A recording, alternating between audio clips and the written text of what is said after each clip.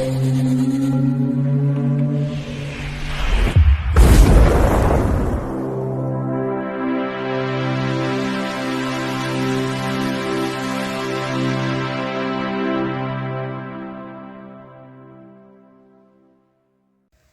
Bayek, it's me here.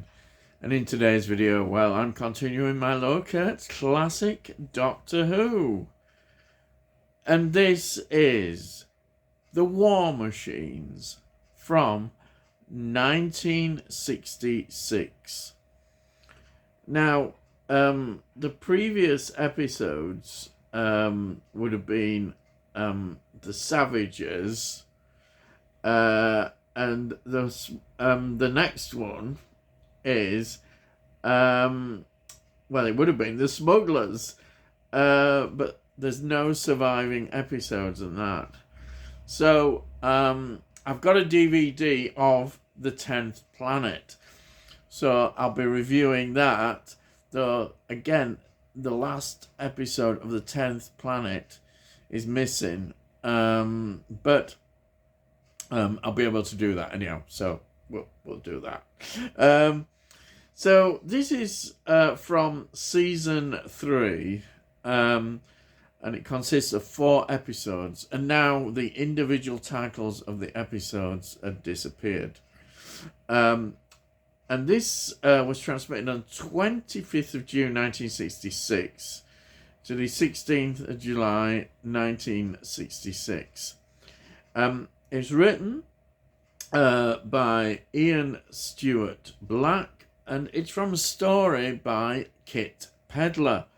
The script editor is Jerry Davis, and it's directed by Michael Ferguson, who previously, well, no, actually, I say previously, he's going to, if you look at it in this order, he directs The Seeds of Death from 1969, which is a Patrick Troughton story. It also directs The Ambassadors of Death, 1970, which is in the first season of Jon Pertwee. And also the brilliant The Claws of Axos from 1971. This is now produced by Innes Lloyd. Now, the music, there is no specific music for this, which is interesting. They just use stock music, which I don't know. This is the first time I've come across that. For whatever reason, they haven't got somebody doing composing music for them. Anyhow, that's just an interesting thing, but there we are. So let's go into the cast. We have got William Hartnell playing the First Doctor. We've got Jackie Lane as Dodo, Anika Wills as Polly, and Michael Craze as Ben. A new character being introduced with Ben, who I suppose, again, is another character who we more associate with the second Doctor, Patrick Troughton, Ben and Polly particularly, early companions. So yeah, that's the cast in terms of companions. Now the next we've got John Harvey, who plays Professor Brett. Now he was in X the Unknown 1956, which is absolutely great sci-fi. Night of the Demons 1957. Horrors of the Black Museum, I like that one, 1959. The Stranglers of Bombay, Stranglers of Bombay, 1960. Some great titles here. Two-Way Stretch, 1960.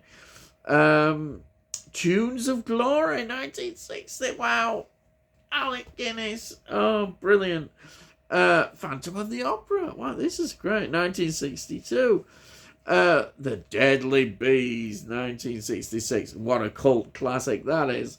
And then, for Hammer fans, Satanic Rites of Dracula from 1973, which is brilliant. I love it. Hammer, you can't beat. The Black Windmill, 1974, Michael Caine.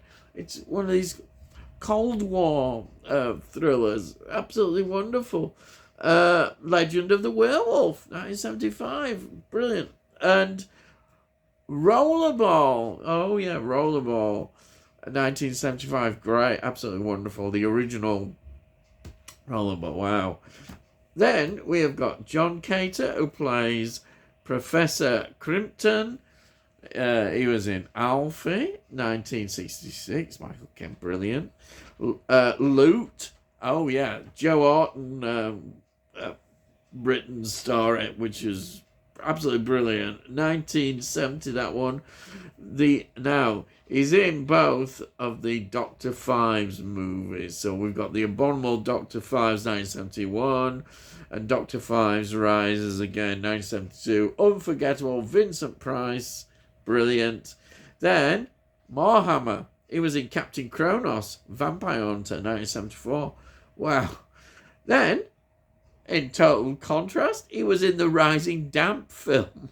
Yes, TV adaptation onto the big screen, 1980, Rising Damp.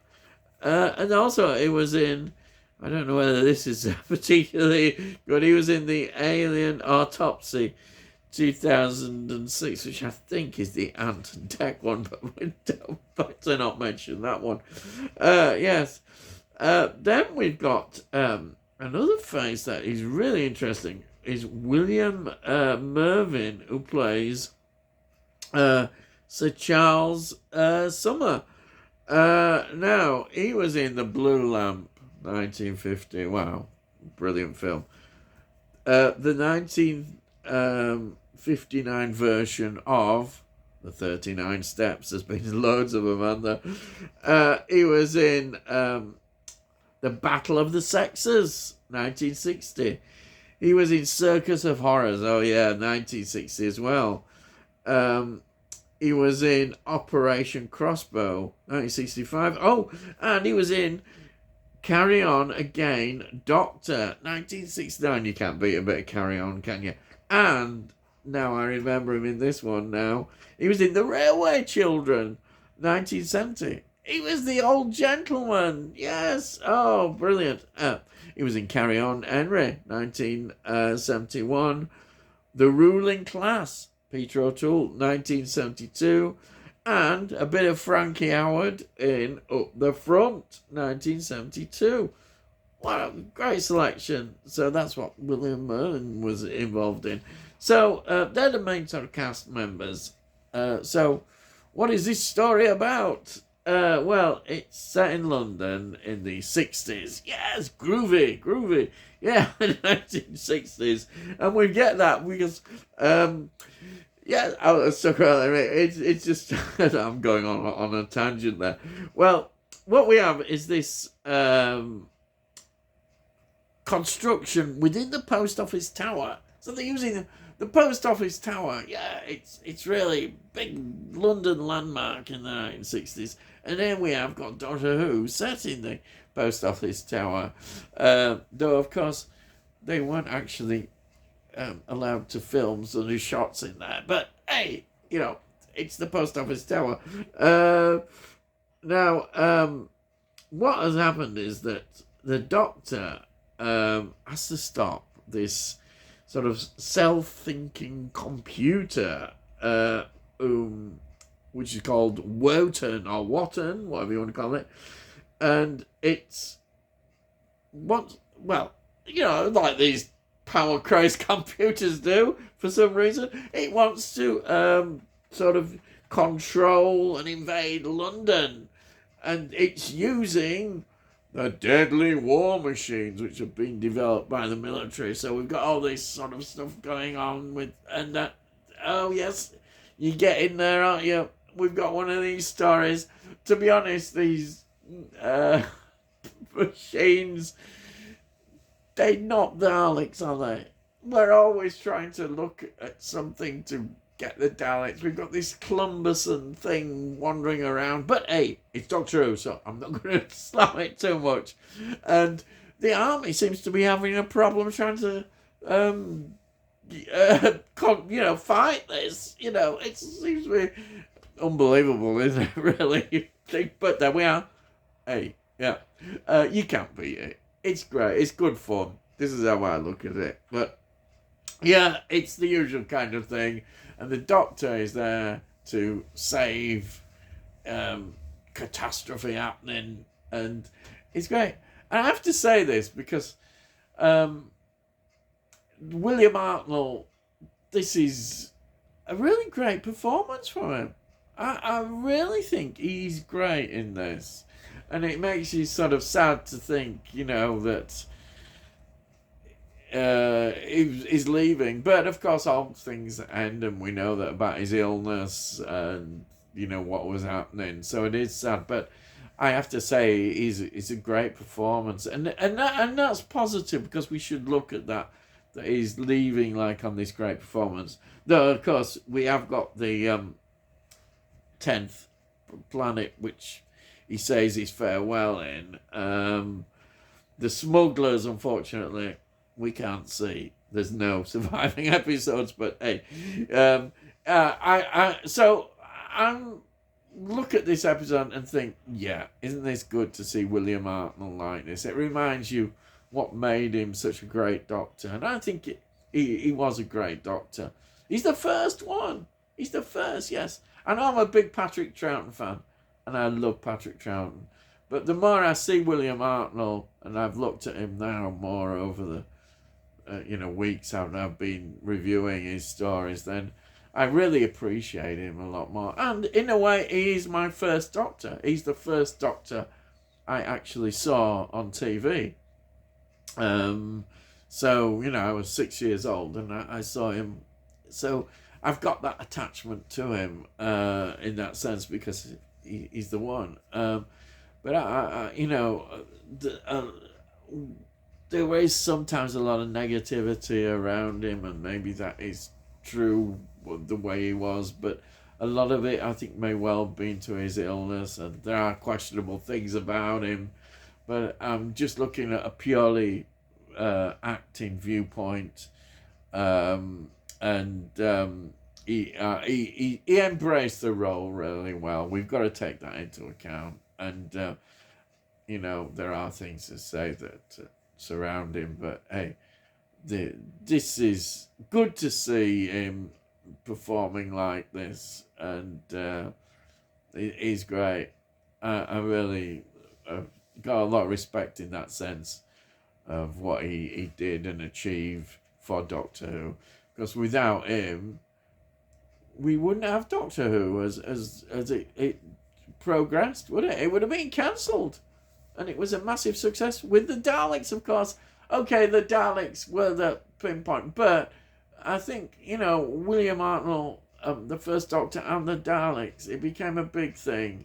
And from that, as we've seen, as I've reviewed, there's a lot of really good sci-fi stories and historical ones. Yes, the historical ones eventually kind of people got a bit, I think, jaundiced with them. They would just, not another historical one. And that is quite clear. This story is saying, look, we're in the modern world now, and this in a way is almost like the end of the sort of historical stories, which I think they don't return until Peter Davison in the 80s. So there is quite a gap.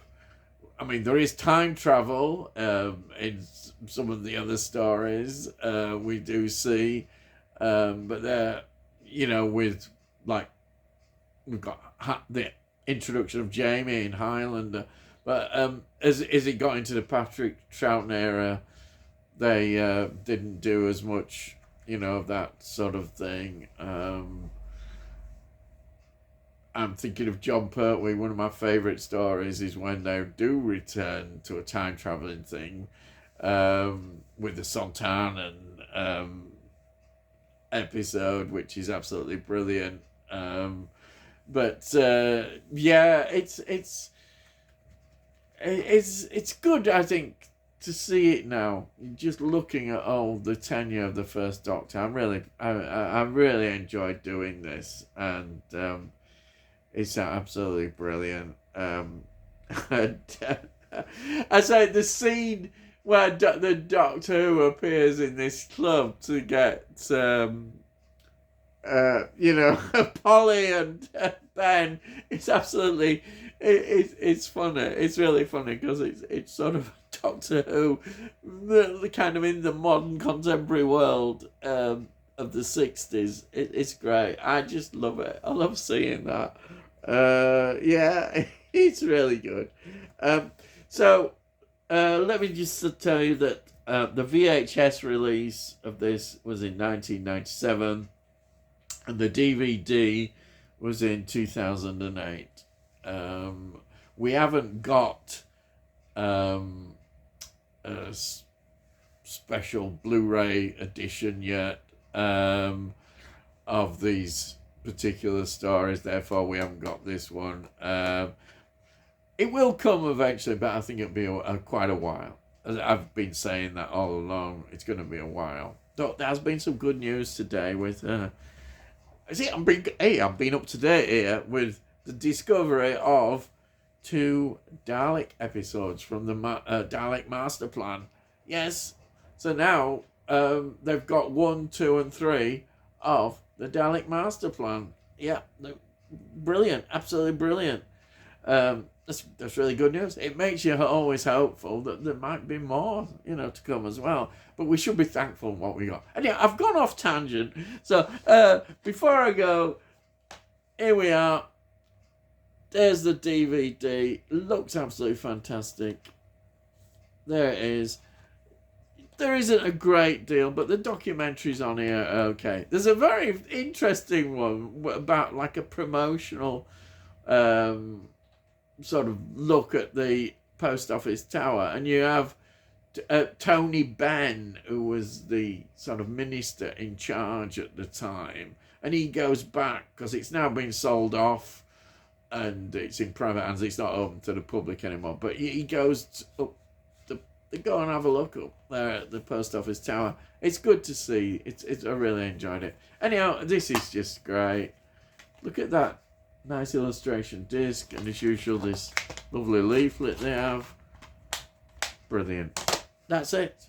Hope you've enjoyed my review.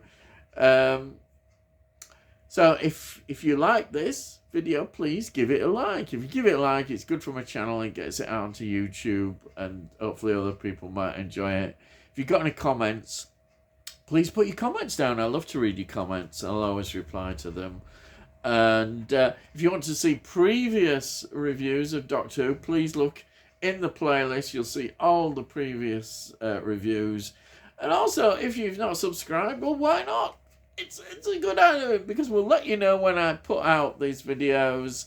And it costs note. Hey, Bayek, what can you say about that? Costs note. So, hey, subscribe. Yeah, great. And that's it. I've gone on far too long. So all I've got to say is, I'll see thee again.